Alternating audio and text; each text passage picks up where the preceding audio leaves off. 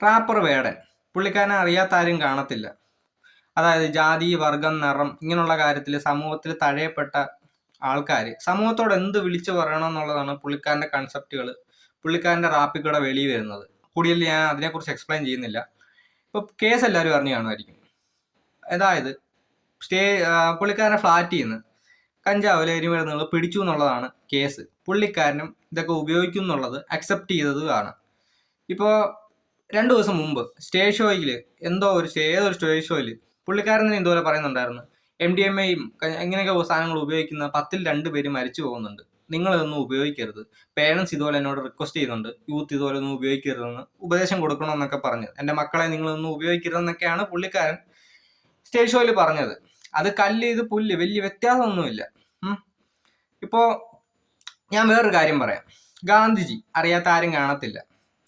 പുള്ളിക്കാരൻ്റെ അടുത്തൊരു പേരന്റ് വന്നിട്ട് പറഞ്ഞു, എൻ്റെ മകൻ ഭയങ്കര മധുരം കൂടുതൽ കഴിക്കുന്നുണ്ട്, നിങ്ങളൊന്ന് ഉപദേശിച്ച് നേരെയാക്കണമെന്ന് പറഞ്ഞു. പുള്ളിക്കാരൻ പറഞ്ഞു, എനിക്ക് 2-3 ആഴ്ച സമയം തരണം, അപ്പോഴത്തേക്ക് ഞാൻ റെഡിയാക്കി തരാമെന്ന് പറഞ്ഞു. നിങ്ങളിപ്പോൾ മോനെ കൊണ്ട് പോകാമെന്ന് പറഞ്ഞു. ഓക്കെ, മോനെ കൊണ്ട് പോയി 2-3 ആഴ്ച കഴിഞ്ഞിട്ട് തിരിച്ചു വന്നു. ഗാന്ധി ഒരു 10 മിനിറ്റത്തെ ഉപദേശം കൊടുത്തു, മോൻ റെഡിയായി. അപ്പോൾ കൂടെ നിന്ന ഗാന്ധിജിയുടെ ഒരാൾ ചോദിച്ചു, നിങ്ങൾക്കിത് നേരത്തെ ചെയ്താൽ പോരായിരുന്നോ, ഇത് 2-3 ആഴ്ച എന്തിനാ ഈ സമയം കൊടുത്തിരുന്നു? അപ്പോൾ പറഞ്ഞു, ഇതേ സ്വഭാവം എനിക്കും ഉണ്ട്, ഈ 2-3 ആഴ്ച എടുക്കണം എനിക്കിതൊന്ന് നേരെയാക്കായിരുന്നു. അപ്പോൾ കാര്യം മനസ്സിലാക്കി കാണുമായിരിക്കും. അതായത് ആദ്യമേ സ്വയം നന്നാകുക, പിന്നെ ബാക്കിയുള്ളവരെ നന്നാക്കാൻ പോവുക, അത്രയേ ഉള്ളൂ.